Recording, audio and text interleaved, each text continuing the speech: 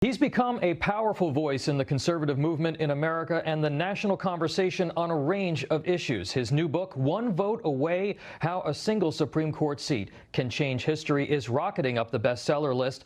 Senator Ted Cruz joins us here on America Right Now. Senator, thank you for being with us. Tom, it's good to be with you. Thanks for having me. We are 10 days away from the election. Some polls are showing a tightening race, others just the opposite. Last night was really the closing argument for the president. Do you think he made a compelling and coherent case for re-election? So I do. I thought the debate last night was a very strong debate. In fact, I thought it was as good a debate as the first one was a terrible debate. The first one, they yelled and screamed at each other. I don't think either one helped each other in the first debate. The second debate, the one last night, I think both Trump and Biden did well. Both did much, much better than they had in the first debate, but I think Trump won the debate. And he won it by focusing on substance, and the clearest distinction and the most important point that came out of last night is President Trump made clear that coming out of this economic disaster that has been brought on by this pandemic, that the president is leading the effort to reopen the economy, to let small businesses reopen, to let people get back to work, to provide for their families, to reopen the schools, and that Joe Biden's approach is to shut everything down, to shut the economy down, to shut businesses down, to shut schools down. I thought that was a clear and fundamental contrast, and I think that's a very good contrast going into Election Day. During Thursday's debate, Biden discussed a number of the more radical components of his policy agenda. He talked about the public option, fast-tracking citizenship for 11 million illegals. But it was really his broadside against the oil and gas industry that really turned heads the following day. What would that mean for this country, a president really declaring war, not just on coal, but on oil and gas? Millions of high-paying jobs disappearing. It would destroy not just the high-paying jobs in the oil and gas industry, of which there are millions. It would send my home state of Texas into a depression. But it would also be devastating for manufacturing. You look at how America's manufacturing competes on the global stage. We don't compete through low-cost labor. We compete through affordable energy. And Biden's war on oil and natural gas would devastate manufacturing jobs in this country. And ironically, the third thing that Biden's assault on domestic energy production would do is hurt the environment. Because if he succeeds in destroying American oil and gas production, we're not going to suddenly no longer drive our cars and no longer get on jet airplanes. We're still going to consume energy, which means if we don't produce it here in America, we're going to import it from overseas. We're going to import it from the Middle East. We're going to import it from Russia. And all of those producers produce their energy much, much dirtier than we do. So Biden's plan is to destroy millions of jobs in America, to make foreign nations who are our enemies richer, and to make the environment dirtier at the same time. It's a really bad combination. Yeah, the president made a very important point that we're actually doing better in terms of our emissions than all these other places, and China wouldn't be wouldn't have to comply with the Paris Accord until 2030. Moving on a little bit, you've been following this unfolding story about Joe Biden's potential involvement in his son's foreign business dealings with China, Russia, and Ukraine. We've now heard from Hunter Biden's former business partner, Tony Bobulinski, including some discussion of an equity distribution of the company called Sinohawk to the former vice president.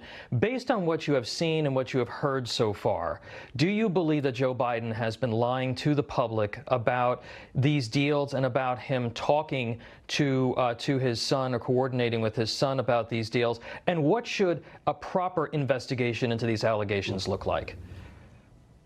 Well, there's significant evidence that suggests that he has been lying and lying a long time, and there's significant evidence that suggests that he personally is corrupt. And that's one of the important things to understand about this story, is the issue is not really Hunter Biden. By all appearances, Hunter Biden has led a troubled life and made some seriously mistaken decisions in his life. The issue is about his dad, the sitting vice president of the United States, about whether he was selling access to his office, whether he was personally being paid millions of dollars by communist China. And the allegations we've seen are precisely that Hunter would hold the 10% equity stake essentially in trust for his dad. And Joe Biden has yet to deny it. The media doesn't want to ask those questions. At the debate last night, they started to get into it for the first time, but only because President Trump brought it up. The media is not asking it. And I think it raises serious questions of corruption, but it also highlights the incredible brazenness of both the media and big tech. Twitter and Facebook both blocked anyone from sharing the New York Post's blockbuster stories breaking this evidence of corruption. And they made it so that no American, if you tried to tweet out a link to the story, they blocked you and wouldn't let you do it. They've shut down the New York Post social media page, the social media feed. That is the first time that big tech has crossed the Rubicon, crossed the threshold, and now Right. Silicon Valley billionaires are saying they can censor major media outlets and decide what they can write and what the American people can read or hear or listen to. That is terrifying, it's dangerous, and it's a serious threat to our free speech. Senator, I do want to talk to you about big tech, but I just want to ask you one more question about this, about these emails. Yeah. If it is shown that the former vice president and his family profited off of his office and then tried to cover it up, should he win this election, isn't that grounds for removal? Well, if you have an exchange of official actions for money, that is the definition of bribery. That is the definition of quid pro quo. At this point, this evidence doesn't prove that, but it raises serious questions about whether Communist China was paying Joe Biden or has paid Joe Biden millions of dollars. If they have, the natural follow-up is, what were they getting for the millions of dollars that were going to the vice president? If the media were doing their job, they wouldn't quietly just accept Joe's statement, don't look into this. I mean, to date, Joe Biden has not denied that the laptop is Hunter Biden's laptop. Joe Biden has not denied that the emails on it are real, that they are accurate. He has not denied that he personally met with the Ukrainian oligarch, even though for years he claimed he hadn't done so. And he has not denied that the allegation that came out yesterday, which is that the Chinese shares were going to be held by Hunter for his dad, for the big guy, as the email put it. Those are serious charges that need to be addressed. And there are now 3 more devices that are going to be turned over either to Congress or to the FBI that have lots of additional emails and text messages. And welcome back to America Right Now. We're continuing our conversation with Texas Senator Ted Cruz. In the previous segment, Senator, you mentioned big tech. They're clearly putting their finger on the scale and engaging in information management, public manipulation, and perhaps even election interference. Unlike anything we've ever seen before, you've spoken out forcefully on these issues and the need for serious reform here. I'd like to get your comments on the RNC's Federal Elections Commission complaint, DOJ's lawsuit against Google, and the fight going forward here. Well, big tech, I'm glad the Department of Justice is bringing an antitrust case against Google.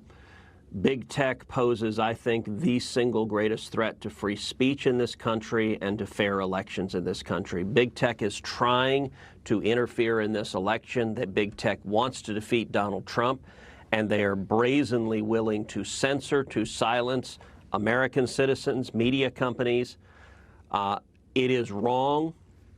It's an abuse of monopoly power. Yesterday in the Senate Judiciary Committee, I voted, and the committee unanimously voted to subpoena Mark Zuckerberg and Jack Dorsey, the CEO of Facebook and Twitter, to testify in front of us to tell us what the hell's going on, why they're trying to interfere in this election. I think it is incredibly important that we continue to shine scrutiny and stop their abuse of power, because it keeps getting worse and worse and worse.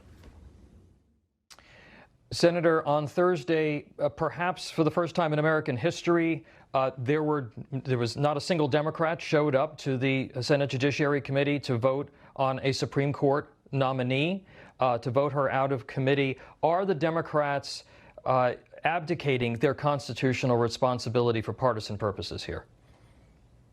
Well, I think what they're doing is they're running away. The hearings last week went exceptionally well. I think Judge Barrett did a fabulous job. The Democrats started out trying to attack her, trying to come after her, and I think she was calm, cool, collected. I think her temperament and demeanor was scholarly, it was judicial, and very quickly the Democrats realized this was not going well for them. They did not want the American people seeing this impressive, principled judge answering their questions, and so they ran for the hills. By the second day of questioning, most of the Democrats had left the room because they realized it was hurting their election chances. So yesterday, they boycotted the vote. They seemed to be under the curious impression that denying us their presence is somehow a form of punishment. That was fine. They didn't want to show up. We voted her out. We voted her out unanimously. And because the Democrats showed up, we were also able to unanimously vote out the subpoenas for Jack Dorsey and Mark Zuckerberg. If the Democrats had been there, they would have delayed those subpoenas, because much of what the Democrats do is try to protect big tech. But since they didn't show up, big tech got thrown overboard too.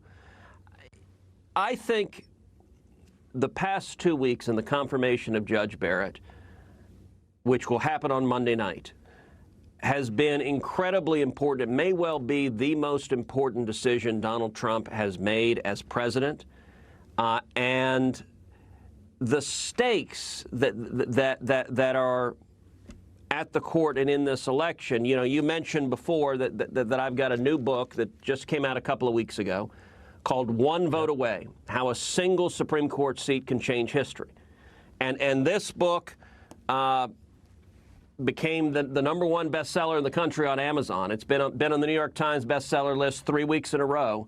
And I think the reason people are going and buying the book and enjoying it is because it takes readers really inside the court. It takes them behind the curtain to understand the justices, who they are.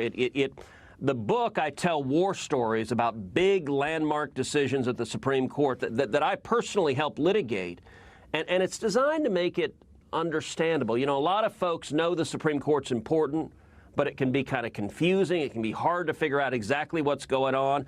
This book makes it all clear and understandable, and it helps you know what the stakes are for you. Right. That if the Democrats win, if they pack the court and fill it with left-wing activists, they will come after our right to free speech. They will come after our religious liberty. They will try to effectively erase the Second Amendment from the Bill of Rights. Our fundamental liberties are one vote away. They're hanging by a single vote. I think that's the most important issue on Election Day, November 3rd. Okay, well, pick up the book, One Vote Away. Senator Ted Cruz, thank you so much for making time for us on America Right Now. You just watched Newsmax TV, America's fastest growing cable news channel, now in more than 70 million homes. You can get Newsmax TV on your cable system or check your cable guide. And if your system doesn't carry Newsmax, call them, tell them you want Newsmax TV, because we're real news for real people.